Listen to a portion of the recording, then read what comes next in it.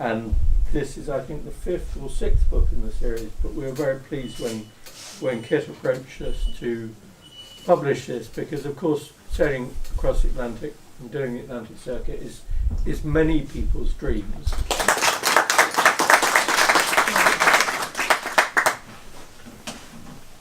Hello, thank you. Thanks, Jeremy. Now I want to go again, so thank you for my bank balance. Now I'm going to go down. In 2013, I almost said no to the biggest adventure of my life. And I said no because I wasn't a sailor. Luckily, I had a partner who didn't think that was much of a problem. He pointed out quite astutely that I could just learn. Like walking and riding a bike and driving before, I could just learn how to sail. And I had to admit, he had a point. So we bought a boat. She was old and cheap, and she was built for crossing oceans. And some people have compared Nicholson 32s to a wardrobe on their side. But as Nicola says, exciting things happen in wardrobes, like Narnia. So we didn't think it was much of a problem. She's small, but we spent a year refitting her, buying new things, getting rid of the mildew, which was pretty bad, and sometimes feeling like we were single-handedly buoying up eBay. But eventually, in June 2014, we left Southampton and we sailed to Falmouth. And I had never sailed before. That's a lie. I'd sailed to the Isle of Wight, which is about 2 miles from where we were. But Falmouth was really my first voyage. And it was fun. And from Falmouth, quickly we decided to sail to Spain, direct. And the thing about sailing to Spain from Falmouth is that it requires crossing Biscay. And I'd read a lot of books by this point, and they'd all said the same thing. Biscay is the worst piece of water on earth. It's a monster. If you go there, you'll die. Southern Ocean, breeze. Biscay, awful. So I was pretty afraid, which is why my facial expression for most of that 5-day voyage looked like this.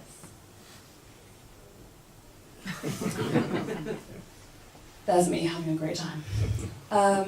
3 days out though, I was scared, I was seasick, I was really tired. It was about 8 p.m. and I was about to start my watch. Trying to keep my dinner down. And then suddenly I saw about 100 black triangles hurtling towards us. And within moments, we were surrounded by a massive pod of dolphins. And that's when I learned, if there's one cure for seasickness, it's seeing dolphins. And they're joyous and ridiculous, and they really helped. And 2 days later, we arrived in La Coruña in northern Spain. And that was pretty incredible for us, because if we could sail to Spain, where else could we sail to?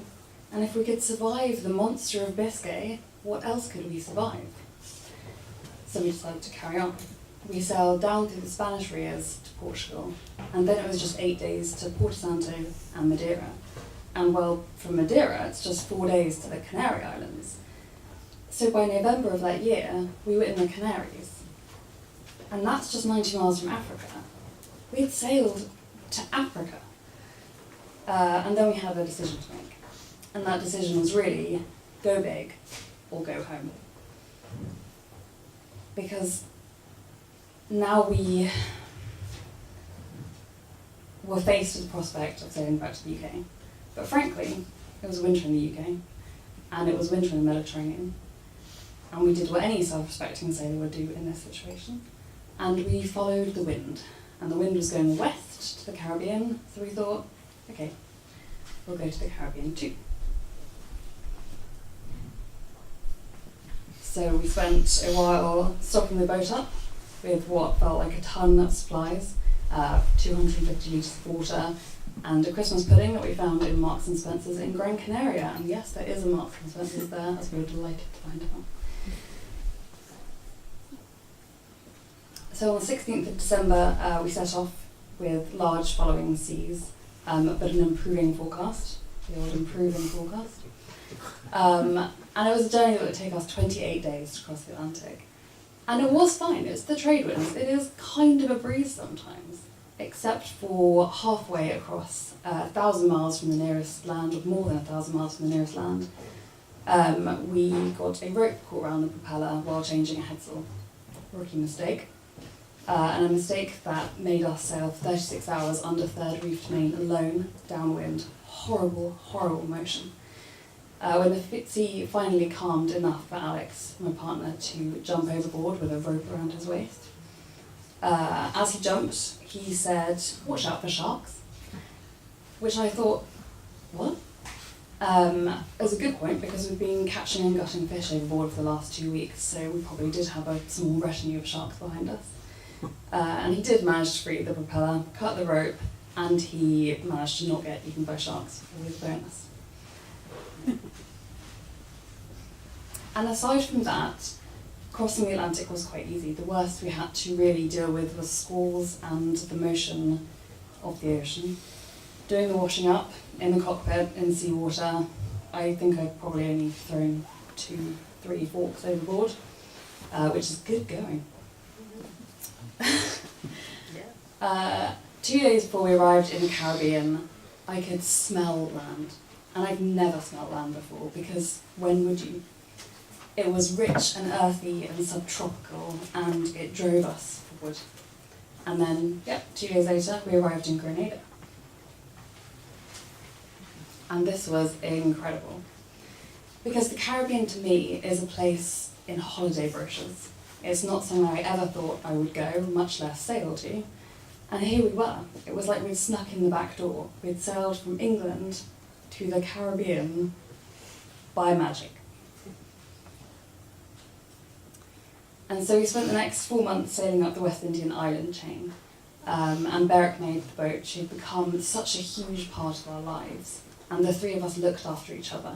We kept her safe, and she kept us safe. And I would snorkel all the time and inspect her hull to make sure that she was never damaged. But she's built like a tank, so she was never damaged. And then after a few months, it was approaching hurricane season, and we reached the top of the West Indian island chain in St. Martin. And then we were at another junction. Originally, we had planned on sailing back to Europe by this point.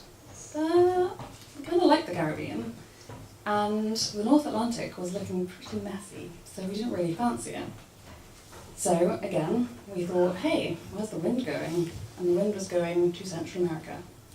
So that's where we went to. And this was very different from the Atlantic crossing, because the Caribbean Sea is hot. It's really, really hot, and it's relentless.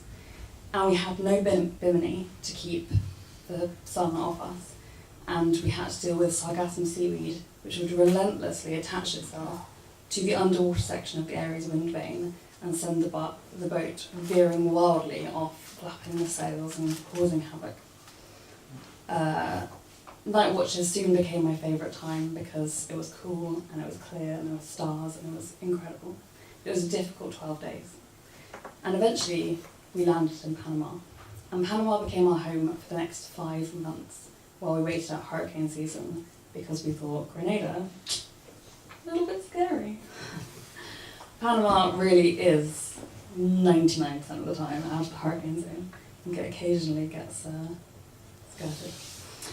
And so there we were in the jungle, looking for sloths and dinghying around the mangrove swamps, and it was a really, really fascinating place. But eventually, we did have to go home. We did have to go back to Europe. We couldn't put it off anymore. So we sailed north to Isla Providencia of the Nicaraguan bank, and then we sailed from there to the Bahamas, between Cuba and Jamaica. And we started off in Great Anagua in the south of the Bahamas in the outer islands. And the Bahamas is way bigger than I thought it was. It's a 7,000 island archipelago. But it does have rather nice water. So we dallied there for 4 months until it really was time to go home. So we really had to go.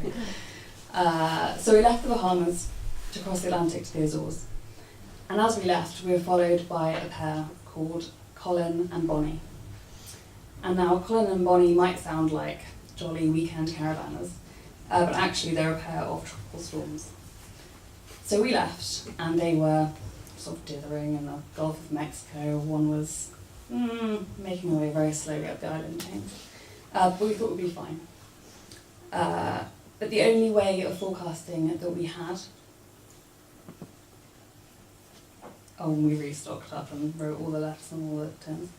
The only way of forecasting that we had while we were sailing was SSB receiving radio, which only works at night if it's clear. That doesn't really happen so much in the North Atlantic. So we were getting very, very fuzzy scraps of weather information about Colin and Bonnie. And they were not doing what the forecasters thought they would do. And every single evening we'd get maybe 30 seconds of Colin, big waves. And it was really scary. We never knew where they were, and it was a voyage that took us 27 days. And mentally, we were just constantly haunted by these two tropical storms, who actually turned out to be quite far away, and we sailed south to avoid them and did so slightly too well. The worst piece of weather we got on that voyage was in the run-up to Flores in the Azores. We were hit by a gale, which was hairy and interesting, but we got through. And making landfall in the Azores was extraordinary, because although I'd never been there before, it was Portugal, even though it was 900 miles from mainland Europe. But I was home, because I was in Europe, and I could buy milk and cheese, and there were dairy cows, and there was green fields, and it was all wonderful. So we fell a little bit in love with the Azores, and we spent another few months dilly-dallying through the islands there. And we reached Terceira, which is one of the easternmost Azorian islands, and we decided to leave the boat there over winter and fly back to the UK. And this was mainly because it's really, really cheap to keep a boat in the Azores compared to the UK. And also, we weren't quite sure what we wanted to do afterwards.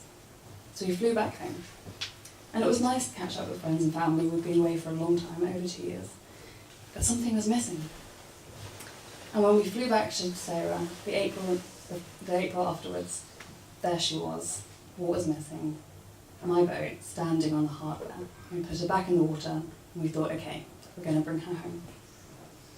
And so we set sail from the Azores to Spain. And that journey took us 10 days. And it was a marvellous journey. Cruising, shoot, fast, it was beautiful. Except for the last day, where, if you pardon the expression, shit got real. Now there is a wind acceleration zone that comes out of Biscay and down the western coast of Spain. And when it starts up, it can be a bit unpredictable, but it can stay for weeks, or even longer than that. So you kind of have to cross it, you don't have a choice. And exactly where this wind acceleration zone is also some of the busiest shipping channels in the world. So we approached this, and we saw the shipping channels, and we saw the waves and the wind, and we were like, fine, okay, we've done this before, it's fine. And then our AIS, which shows us all where the boats are, and how fast they're going, and their course, decided, 3 years, I'm done, can't do this anymore. Literally, as we entered the first of 4 shipping channels, the AIS was just no longer. And so we couldn't see the boats. And of course it was daylight, so you'd think, well, just look for the boats, I mean, they're not small. But the waves were so huge that we could only see these enormous container ships when we were at the crest of each wave. And then we would see a car container ship coming towards us at 25 knots, about a mile wide, and about 2 miles away. It was very frightening. No, it wasn't very frightening. It was the single most terrifying day of my life. I genuinely thought we would die. The waves were huge, the wind was increasing all the time, and the waves would slam into the side of the boat, across a horrendous crosswell, and just throw her over. The saloon was an absolute mess, and I was just waiting to be run down by a ship which would never see us and would never know. And about halfway across this 12-mile shipping lane, Alex yelled at me to come out into the cockpit. And so I clipped on, and I staggered out, and I saw what he was yelling about.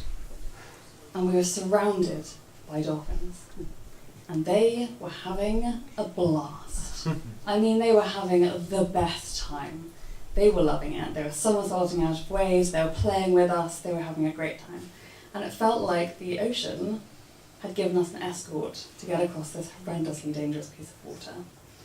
And that is honestly, wishy-washy as it sounds, was what it felt like. Because we exited the final shipping lane after 10, 11 hours. And the sea calmed off because we were in the lee of the land.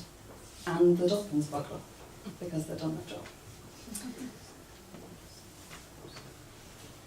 And we reached Finisterre. And this was a special moment for us because we'd been here before. 3 years before, we'd sailed past Cape Finisterre. So not only had we reached mainland Europe again after 3 years, but we had technically closed the loop. And so we slept very well that night. And then we carried on up back to La Coruña, northern Spain. We picked a very nice forecast to cross Biscay, sailed up through the Canal de Four to Labrac in northern France. And then, easy, such a channel crossing to go. What's that, like 17 hours? There's nothing at all. The channel by this point was, it was like crossing a footpath. But obviously, as I'm sure many of you know, the English Channel, it's not the easiest bit of water to cross, because of course it's also an extremely busy shipping channel, and it does this thing called fog. So we left northern France for this extremely easy walk in the park channel crossing. AIS still, it's gone forever, not coming back. The wind started to die off, and the fog descended as night descended. So neither of us got any sleep that night because we were listening out for ships, major commercial vessels which do not use foghorns, all night long, back to back in the cockpit, because we knew we'd have about 30 seconds to actually change course should we see one. But it was all worth it, because in the morning, there she was, England, misty, Dartmouth, incredible. So we sailed up the Dart and to Ditchen, where the harbour master was most amused that this was our first English port in 3 years. And after we met him and we filled out our paperwork, we got what is the most quintessential British welcome ever. Tapping on the hull, demanding French bread. And that was it. We'd sailed over 18,000 nautical miles. We'd sort of set off from England, just thinking we'll go where it's warmer. And we did this huge journey. And the funny thing is, I still don't really consider myself a sailor. Even after I did it day in, day out for 3 years. But living like this is more than just one word. It's about more. It's about adventure and common sense. And having a really, really healthy respect for nature. But above all, it's fundamentally unpredictable, and you can only learn by doing. Thank you.